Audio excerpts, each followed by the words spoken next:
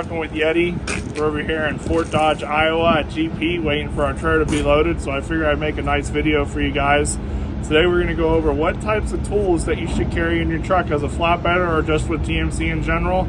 So we're going to go ahead and go over that and show you what we have in our truck. All right, let's go. What's going on, guys? So today we're going to go over what types of tools, just so you're prepared to be in your truck, what things you should have with you, what'll help you out.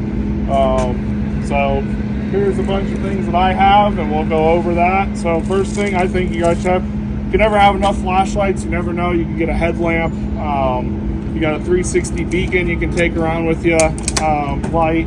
Couple little flashlights, and then this is pretty good for in your engine compartment if you need to fix something. It magnetizes, and it's a nice light to have in general. Next thing you guys should have, obviously you want funnels. You're going to be putting oil, coolant, things like that. It's nice to have a funnel with you, that way you're not making a mess. And they come in handy. I have all different types of sizes. Also, the next most important thing you're going to want is to have a socket set. Our mud flaps and stuff do come off every once in a while. You never know if you need to tighten something down. Our road repair department, there could be some things that they want you to fix on your own, which will walk you through. But having a socket set and some screwdrivers and stuff like that, you're going to need stuff like that. Always have it in your truck, and it'll help you go a long way. I think the first thing you should buy when you get in your own truck is a socket set and some flashlights. Those are the main things you're going to need right away. Okay. Next thing I have is some cutters and some pliers, vice grips. Like I said, you never know. You never know when you're going to need this stuff, but this is stuff you want to have, because if road repair needs you to fix something, you need to cut, let's say you need to cut some bands that are flapping and they don't need to be there. It's just nice to have these tools because they'll help you in the long run. All right. Next, get you some Gorilla Tape.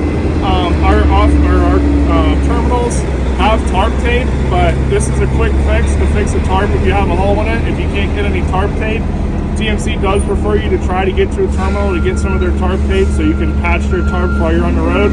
But if you can't, nice Gorilla Tape is a good alternative. This might be silly to some, but a nice little saw here. Let's say you get a load. Some places will load you with their own dunnage, and it might be too long, and they don't think about it. You'll need a saw to cut it. Okay. It's a nice tool to have. I don't use it often, but at least it's better to have it than not need it, and need it and not have it. All right.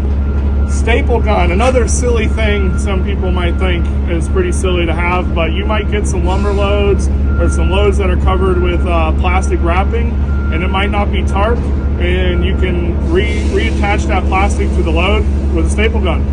Helps you in the long run. Always need electrical tape. Always have some electrical tape. You might have a frayed wire in your trailer. It's better to get it covered up and keep it from tripping out and get it fixed down the road so you can save yourself some time, but also you can fix it yourself.